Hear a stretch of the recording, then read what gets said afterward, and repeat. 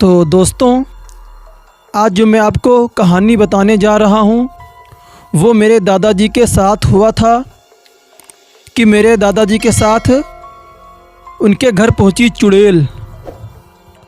दोस्तों, दिसंबर के कड़ी ठंडक का समय, घना कोहरा था और दादाजी शहर में क्लर्क थे। दिन सारे गुज़र रहे थे और उस दिन सारे लोग जल्दी कार्यालय का सारा काम ख़त्म करके घर की तरफ निकल रहे थे। दादाजी उस समय के बड़े अधिकारियों में से थे। रोज़ की तरह ही उस दिन काम ख़त्म होने के बाद घर के लिए अपनी गाड़ी से रवाना होने लगे। रास्ते में उन्हें हाट से कुछ सामान भी लेना था, तो वो अपने साथियों से अलग हो गए। दादाजी को घर की कुछ ज़रूरत के सामान लिया और गाड़ी आगे बढ़ा दी। आगे जाने पर उन्हें कुछ मछली बाज़ार दिखा और वो मछली खरीदने के लिए रुक गए। ताज़ी मछलियाँ लेने और देखने में टाइम ज़्यादा ही गुज़र गया उसकी, और दादाजी की जब नज़र अपनी घड़ी पर नज़र पड़ी तो उन्हें आभास हुआ कि यार, आज तो घर जाने में बहुत देर हो जाएगी यार। फिर दोस्तों, ये सब लेकर दादाजी घर पहुंचने में काफ़ी समय लग रहा था। फिर यही सब सोचकर उन्होंने सोचा कि क्यों ना जंगल के रास्ते से निकला जाए तो जल्दी पहुंच जाऊंगा। तो उन्होंने अपना रास्ता बदला और जंगल की तरफ अपनी गाड़ी को घुमा लिया। दोस्तों, रात के 10 बज चुके थे। गाड़ी तेज़ रफ्तार से आगे बढ़ रही थी। तभी अचानक तेज़ ब्रेक के साथ गाड़ी को रोकना पड़ा दादाजी को, क्योंकि उनकी गाड़ी के आगे ठीक एक औरत ज़ोर ज़ोर से रो रही थी। उन्होंने सोचा, इस वीराने में ये औरत क्या कर रही है यार। और दादाजी को लगा कि कोई मजदूर की पत्नी होगी जो नाराज़ होकर घर छोड़कर जंगल में भाग आई है। तो दादाजी ने उस औरत से पूछा, औरत, यहाँ जंगल में तुम क्या कर रही हो? लेकिन दोस्तों, उस औरत ने कोई जवाब ना दिया और वो ज़ोर ज़ोर से रोने लगी और सारे जंगल में उसकी रोने की सिसकियाँ गूंज रही थीं। फिर दादाजी ने पूछा, औरत, तुम्हारा घर कहाँ है?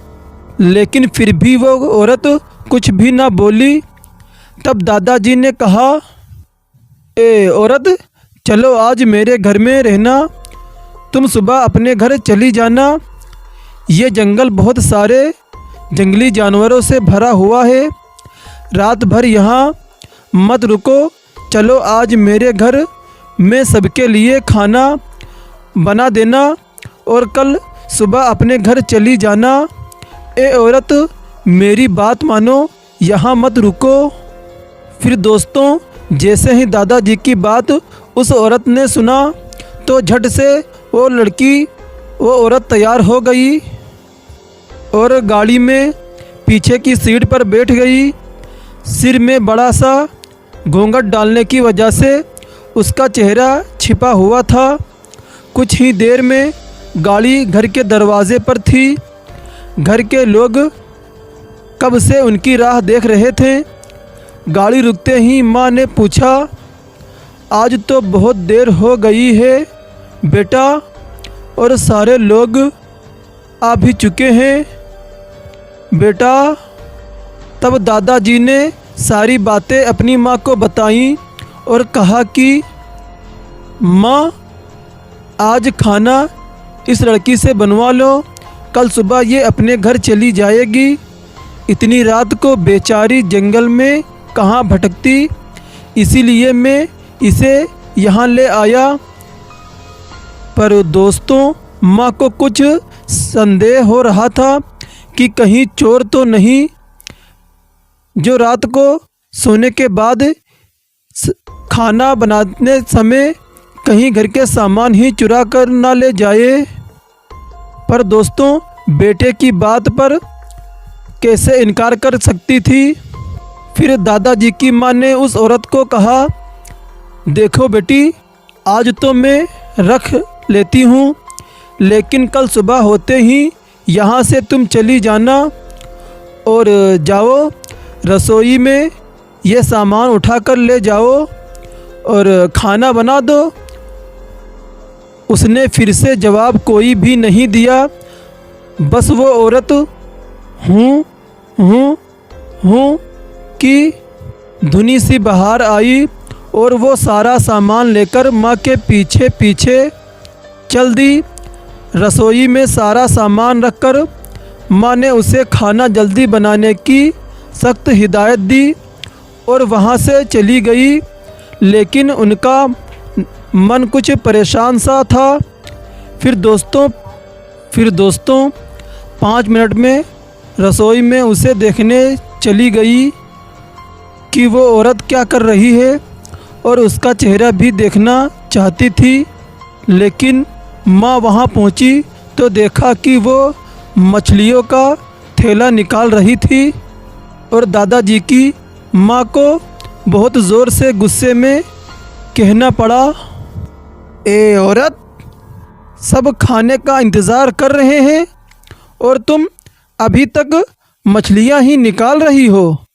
कल सुबह तक बनाओगी क्या? और उसके सर पर घूंघट अभी भी था तो चेहरा देखना मुश्किल था। फिर उन्होंने उससे कहा, तुम जल्दी से खाने की तैयारी करो, मैं आग सुलगा देती हूँ, काम जल्दी हो जाएगा। और वो जल्दी से चूल्हा जलाने की तैयारी करने लगी, लेकिन साथ ही वो उसका चेहरा देखने की भी कोशिश कर रही थी। लेकिन वो जितना देखने की कोशिश करती और पल्लू वो खींच लेती थी।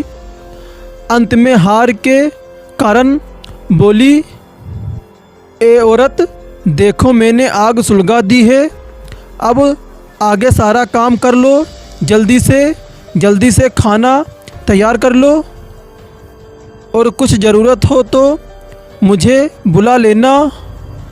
वो औरत फिर कुछ नहीं बोली और अब माँ जी को लगा कि यहाँ से जाने में ही ठीक है, वरना मेरा भी समय खराब होगा और हो सकता है अनजान लोगों से डर ही रही हो। ये सब सोचकर माँ जी ने उससे कहा कि मैं आ रही हूँ, जल्दी से खाना बनाकर रखना। और माँ जी वहाँ से निकल गईं। मन अभी तक परेशान ही था, कभी अपने कमरे में, कभी बच्चों के कमरे में, कभी बाहर सबको देख रही थी, कहीं कुछ अनहोनी ना हो जाए। फिर 1 मिनट भी आराम से नहीं बैठ पाई। अभी 5 मिनट ही हुए थे, पर उनके लिए वो घड़ी पहाड़ जैसी हो रही थी, समय बीत ही नहीं रहा था। फिर दोस्तों 8 मिनट बड़ी मुश्किल से गुजरे और वो तुरंत ही कुछ सोचकर रसोई की तरफ दौड़ी और वहाँ पहुँचकर माँ जी ने जैसे ही रसोई घर का नज़ारा देखा, माँ जी की आंखें फटी की फटी ही रह गईं, क्योंकि उनके पैर बिल्कुल ही जम गए और माँ जी से न आगे जाया जा रहा था न ही पीछे जाया जा रहा था, क्योंकि माँ जी की धड़कनें एकदम से रुक ही गई थी। वो औरत रसोई में बैठकर सारी कच्ची मछलियाँ खा रही थी। सारे रसोई में मछलियाँ और खून बिखरा पड़ा था, उसके सिर से घूंघट भी उतरा पड़ा था और इतना खौफनाक चेहरा आज तक उन्होंने नहीं देखा था। बाल नाखून सब बड़े हुए थे। मछलियाँ खाने में मगन होने की वजह से उसे कुछ ध्यान भी नहीं था और वो औरत खुशी से कभी आवाज़ें भी निकाल रही थी।